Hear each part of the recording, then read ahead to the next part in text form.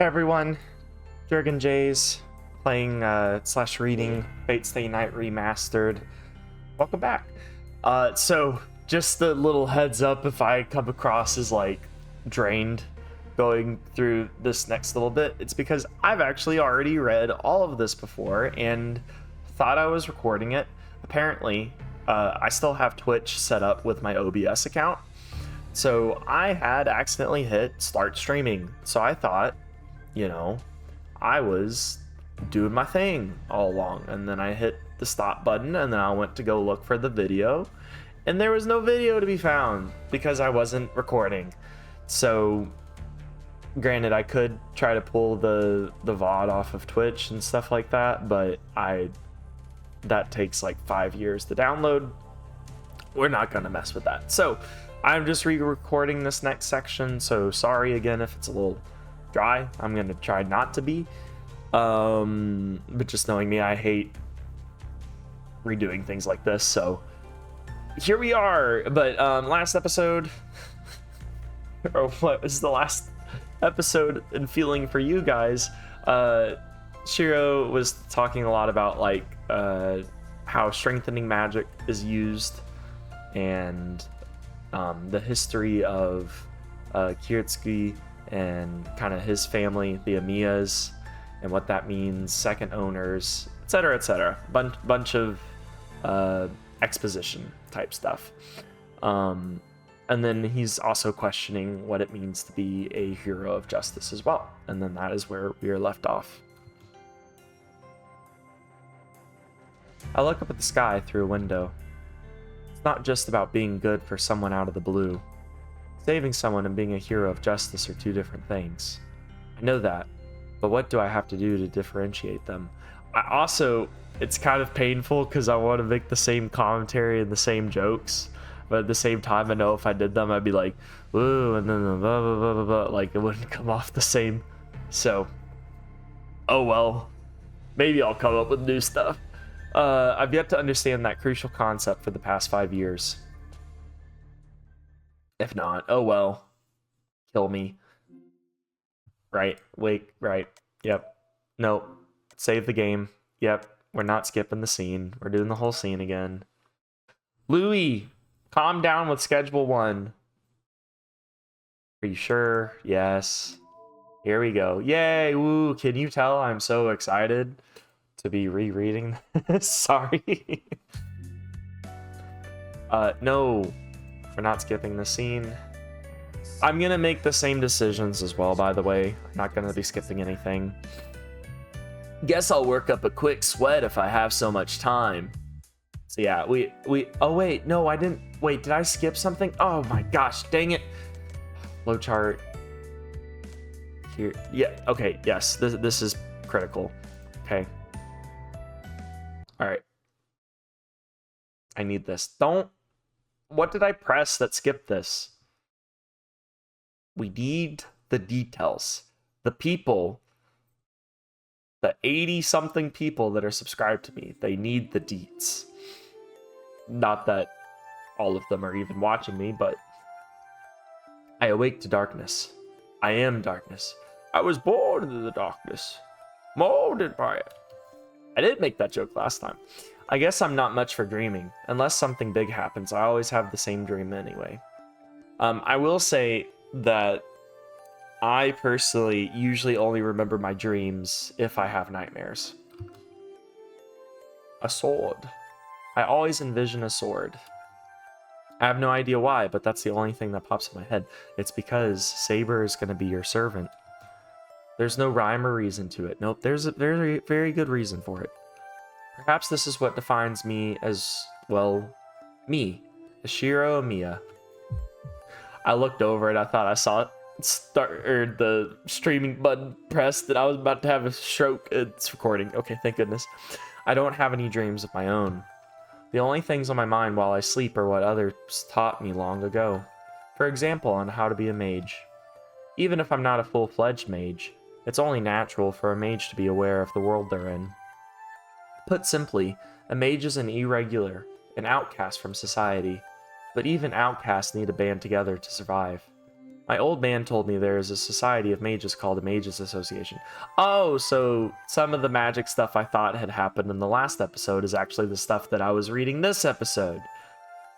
Ignore that last time on Dragon Ball Z little bit then, because some of that we're about to get into. He also told me I shouldn't ever get involved with them.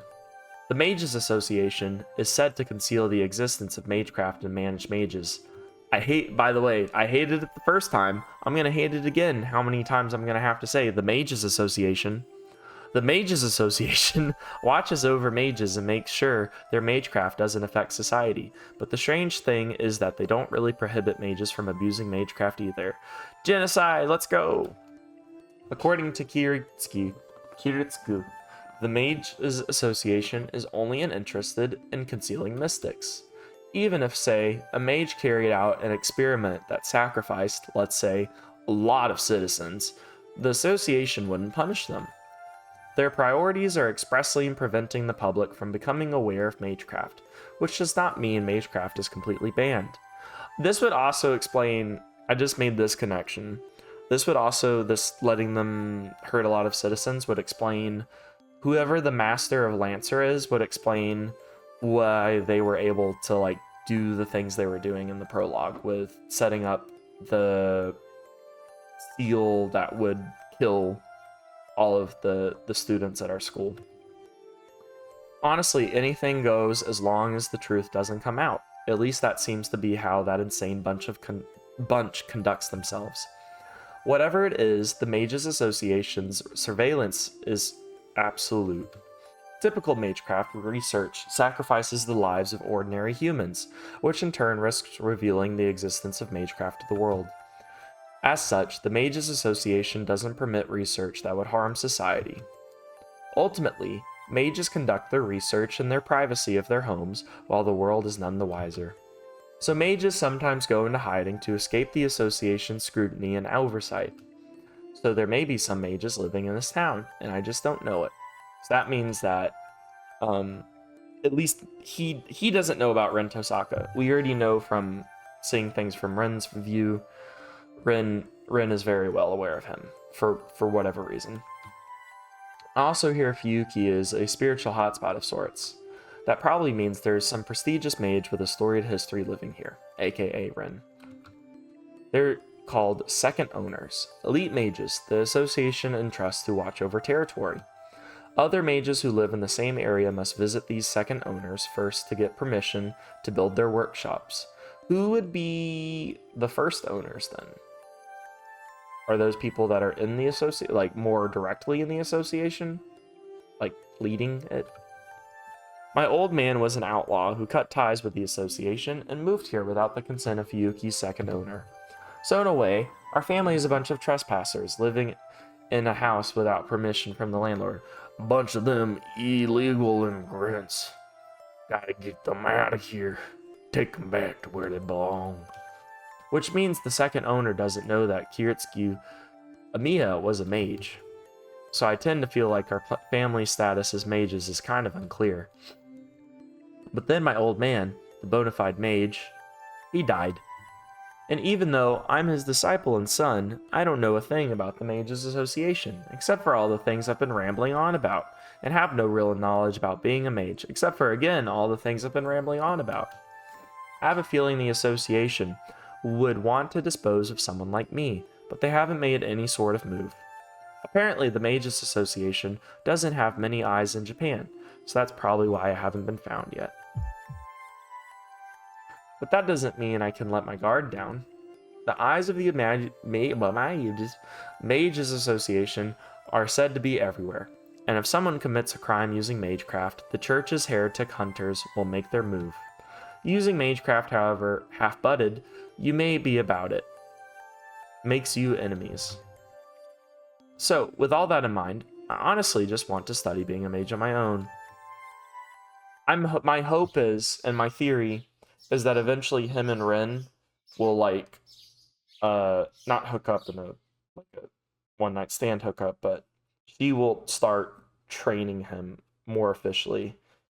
I don't know why, I just see a lot of art of, them interacting with each other and not in a "I'ma fight you" kind of way. Or maybe it's just because both of them are the main characters of this story.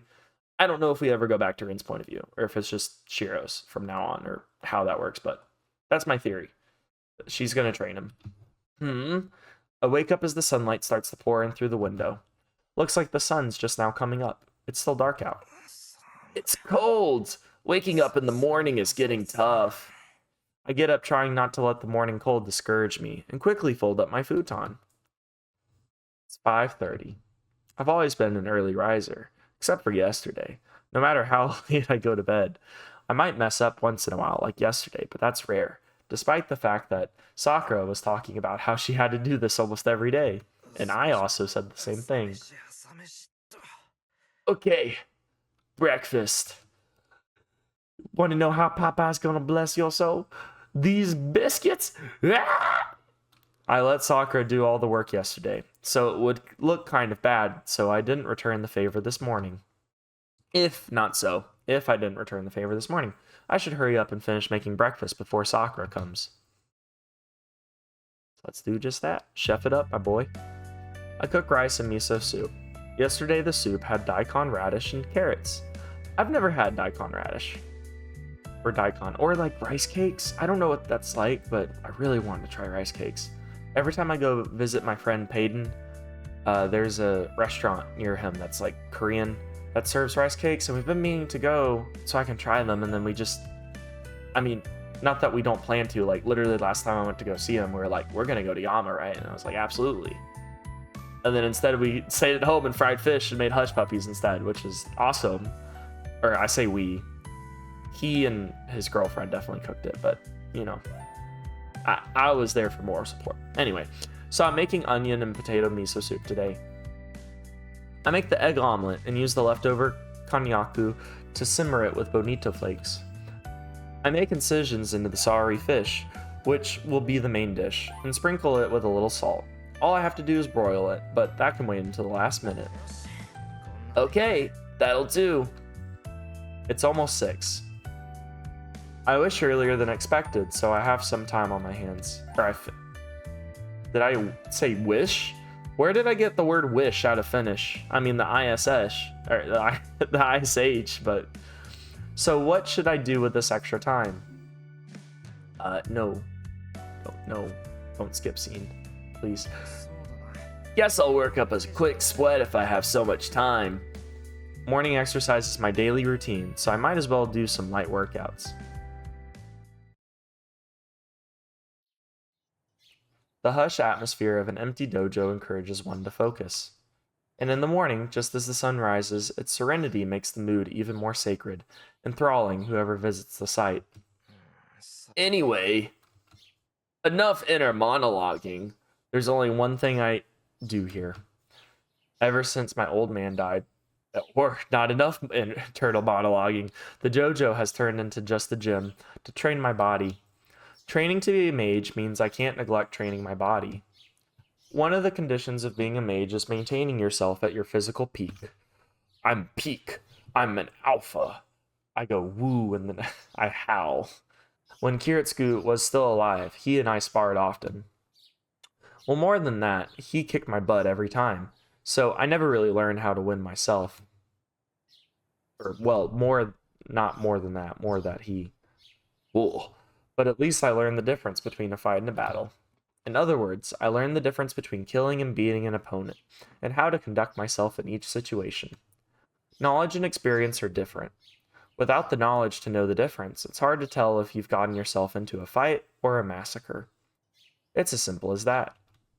Learning magecraft means that there is a risk of perishing on your own, as well as the risk of having to fight.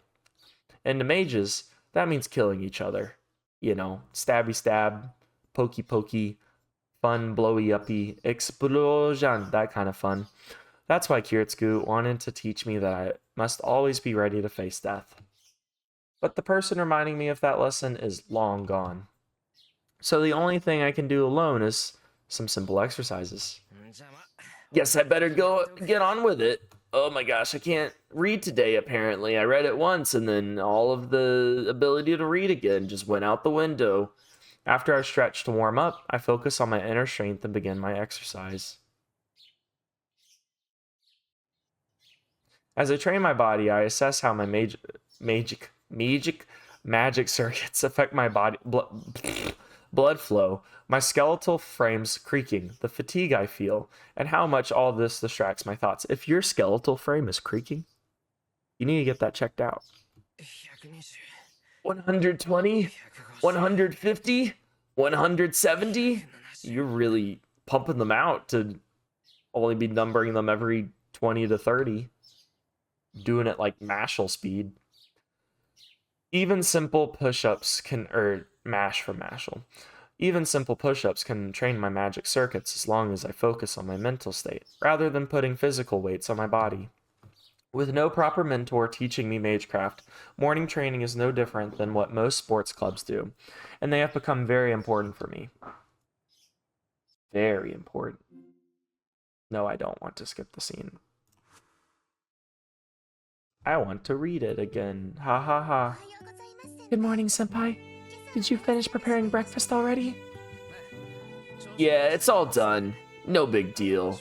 Just like, will you marry me? All that's left to do is set up the dishes and grill the fish.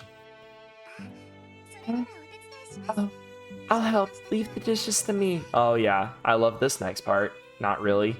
Sakura is clearly eager in her reply. And coming in behind the ever-dependable Sakura. I smell Shirou's omelet. So he handled breakfast this morning, huh? It's gonna taste like garbage. Fujine casually heads to the table. I don't like the little revelation we're about to have. Especially to go through it again. Granted, it wasn't, like, awful. I mean, the situation's pretty bad. You'll see. I'm gonna shut up. Well, I mean, no, I'm not. I'm gonna keep on reading. Teehee. Well, let's just ignore her for now. I need to grill the prepared fish. Sakura, use the middle set of plates. Sakura, never mind. It's not Jurgen talking, it's me, Shirou. Use the middle set of plates. The food will look better on those. Eh? The plates with bumps on the surface? Yeah, those. Grilled meals tend not to look good if you don't plate them well, and I've already graded the daikon. Sakura reaches far to take out the plates. As she reaches out, I think I see a faint bruise on the back of her hand. And this is where I want to commit murder. Hold, pause, music, as it should. Sakura, hold on a minute. Yes, what is it? What's that bruise on your hand? Oh. She averts her eyes, looking uneasy. Her reaction makes how she got the bruise clear. Is it Shinji again? I can't believe he beats his own sister. Yeah, I don't like Shinji at all. I didn't like him before this. This really justifies it. A lot. A lot. And I don't know why Shirou is like, I'm his friend. No, you're not. Don't do this. You don't gotta be this man's friend. That's not it, senpai. Well, I got this when I fell, you see. You know how clumsy I am. The floor just punches really hard in really specific spots. That's why I'm always falling and getting myself hurt, even though I'm you know, not clumsy enough to be in a sports club. Blah, blah, blah, blah, blah. How stupid do you think I am? Nobody gets bruises like that just from falling. Seems like Shinji needs some sense smacked into him. No, senpai. My brother really has nothing to do with this. I just hurt myself. Really, like, smacking myself around, you see. So there's no need for you to be angry with me. For me.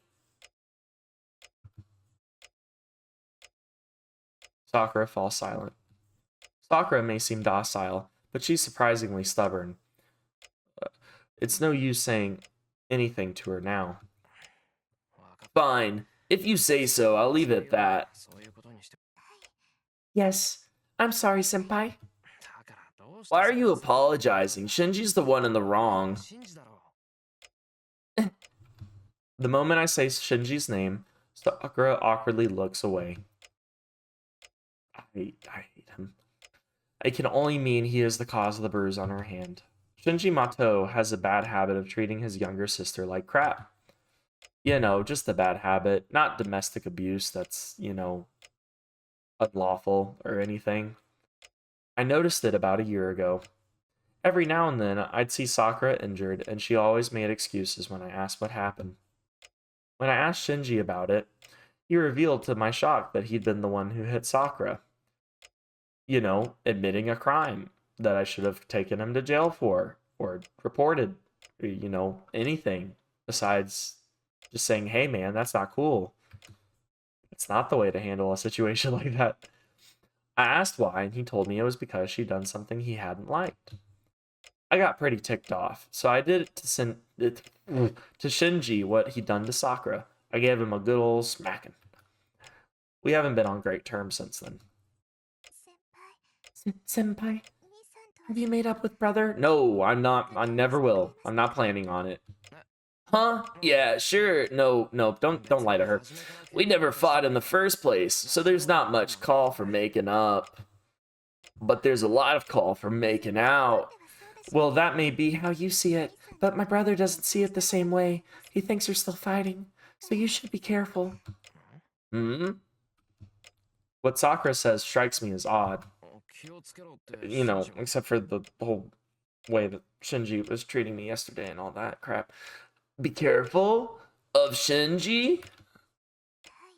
Yes, he's angry with you, and I hear he was the very reason why you quit the club. Shinji had nothing to do with me quitting. Well, he might have been a factor, but it's nothing that you should worry about. And Shinji's right, this is a little unsightly. I point at my left shoulder. There's a little scar there. It happened about 1.5 years ago. Something fell on me during one of my jobs, injuring my left shoulder. I ended up with just a broken bone, but I also came away with a burn to my shoulder. After the accident, I quit the Kyudo club. Our school's Kyudo club, out of respect for formalities, allows students to perform sacred shooting rituals. Male students participating in this exposed their left shoulder. How luscious that shoulder is. Shinji pointed that out, my goodness. Have mercy. Shinji pointed out that it may be disrespectful for someone performing a sacred shot to expose a scar. And since I was getting busy with my various jobs, I decided to quit the club. Senpai, I may ask this often, but are you never going to shoot again? Miss Fujimura even said your injury shouldn't affect your performance. Fujine would say that, even if I'd broken every bone in my body. Senpai, I'm being serious. You can tell by me kind of scowling at you a little bit. Obviously. I know I should give her a serious answer, but unfortunately I can't give Sakura the answer she's looking for. Because I'm not going to make up with him. Or make out with him. I don't have time to do club activities like Kyudo. Oh wait, no, that's not what we were talking. We weren't talking about making out with Shinji. I'm just, you know, that's just really on my mind. Really don't. No, that would be torture. Don't want to do that. Yeah, Kyudo. Anyway, back to Kyudo, right? I don't have time to do club activities. I like Kyudo, but it's not something I should prioritize, so I think I'll give it a rest for a while. How long is a while?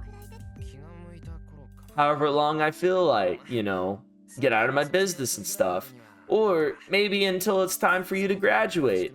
I'm looking forward to having you look after me then, Sakura. Why there's such husband and wife energy? I pat Sakura's shoulder, platonically as possible, to reestablish that we are strictly friends and I have no feelings for her whatsoever. Oh, okay. I'll be waiting when that time comes. She nods so violently it looks like she might drop the plates. All right. It's almost 7:30. Sakura and Fujine have long since left the house for their morning club activities. I went to school early yesterday because Issei asked me to, but I leave the house at the usual time today. You have to get up so early then. Well, I guess you are cooking breakfast for everybody else and they have to leave early, so fair enough. I noticed something strange as I walked down the hill towards the intersection. I forgot about this a little bit. Several police cars are parked in front of a house. Something must have happened since a crowd has gathered. There are easily 20 people watching. I'm curious, but the mass of people prevents me from finding out what's happening. So instead of asking said mass of people who've been looking at this, I decide, hey, I don't have much time, so I should hurry to school. Here we are. Da, da, da, da. I make it to school 10 minutes before the first bell. As I cross through the gate, with plenty of time as usual. Yeah. Morning, Amiya. I run into a familiar student. You haven't changed yet, Mitsuzuri? Homeroom's about to start. You really don't have time to say hi to me. It's gonna be a lot more than hi, isn't it? You're absolutely right. Matter of fact as always, Amiya. I don't know what's so funny. Oh wait, the normal voice again. I don't know what's so funny, but she laughs heartily, not caring about her surroundings. This is Ayako Mitsuzuri. She's been a classmate of mine since we were first years, and she's currently the captain of the Kyudo Club. She's an unbelievably insightful person, and it was expected that she would be the team's next captain since her first year with them. Mitsuzuri is a precocious sort, and people have always had high hopes for her, and even leaned on her ever since she was a first year. I hate that you have so many people lean on you. I think you would have fallen over by now. But crash. Then again, she gets mad whenever someone mentions that in front of her, claiming she doesn't look as old as people think. I think you look very much your age, or even older, actually. Huh? Were you just thinking something bad about me? I wouldn't dare at all totally do that. Just making an observation. If you want to get angry about it, that's your call. You don't say. That may be your honest answer, but you never say out loud what's really in that head of yours. Because, unlike Shinji, you never let your true self show. Shinji? What's he got to do with this? No matter how much either of you protests, you and Shinji are friends. You're his only male friend, and let me remind you that I'm the captain of the Kyudo Club. Isn't it only natural for me to associate our club's troublemaker with our former troublemaker? I guess the Kyudo Club's got nothing to do with it, but he and I go back a long way. Me and him were once in the same womb as each other. We're not related by blood. It just sort of happened that way. I don't know how, but that's how far back we go. I see you just got ticked off. You always get frosty whenever the Kyudo Club gets mentioned. You sure had some guts quitting and leaving Shinji behind, you know? Did you not consider how the other people you left behind might feel, like Sakura and me? What? Did Shinji do something bad again? We never have a day he doesn't do something bad. But he might have gone a bit too far yesterday. He made a first-year guy quit. Mitsuzuri sighs gravely. Grave slyly. Seeing her look so serious is rare to begin with, but the rest of her story is particularly alarming. What the heck? Why'd he quit? Shinji took his anger out on him. He gathered all the female members and made the first year, who barely learned how to handle a bow, shoot his bow until he hit the target. Shinji mocked him the whole time. What? How could you let him do something like that? You know, you're like the president and all. Or the leader, whatever the thing. Club president, there we go. That's the words. I never would have let that happen. But a captain's got a lot to do, you know. And you know very well, I don't live in the dojo. Well, yeah, but what the heck was Shinji thinking? He may be harsher than the others, but he's not the type to make someone into a spectacle. Listen to you. You're something, Amiya. What do you mean by that? Were you just thinking something bad about me? I wouldn't dare ever do that. Just making an observation in a way to insult you. If you want to get angry about it, that's your call. Why, you using my own words against me? Fine. So what got into Shinji? Why'd he do that? Excuse me. I heard Tosaka shot him down pretty brutally. Eh? Tosaka? You mean... yes, that Tosaka, the burp one? Do you know any other Tosakas in this school? The second-year honor student in Class A, Miss Perfect, Rin Tosaka, my best friend. That's the first time I've heard that nickname, but it fits. It's no surprise Shinji got rejected. And knowing Tosaka, she probably had some pretty harsh insults to go with the rejection. Also, it's not surprising Shinji would get rejected at all by anyone because he's a heartless human being that is abusing his sister. Anyway, Shinji's been acting out since yesterday, and that's why I've had to watch him like a hawk at the dojo up until now. Shinji does have a low tolerance for some things. I know it might be tough, but good luck, Mitsuzuri. Yeah, but you know how Shinji never lets go of anything. I'm just afraid he might really do something bad the next time he asks Tosaka and he gets rejected again. No, even Shinji wouldn't go near someone who just rejected him.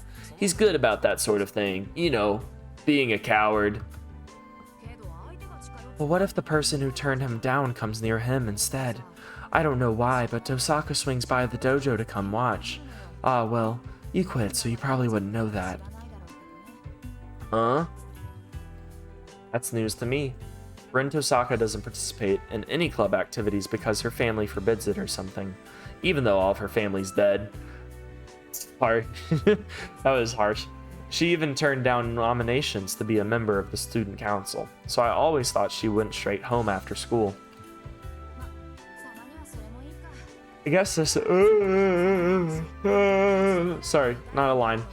I guess this isn't horrible once in a while. He's always acted high and mighty, so it might be good for him to struggle for once. Sorry, but not sorry. Mitsuzuri has a weird way of looking at this.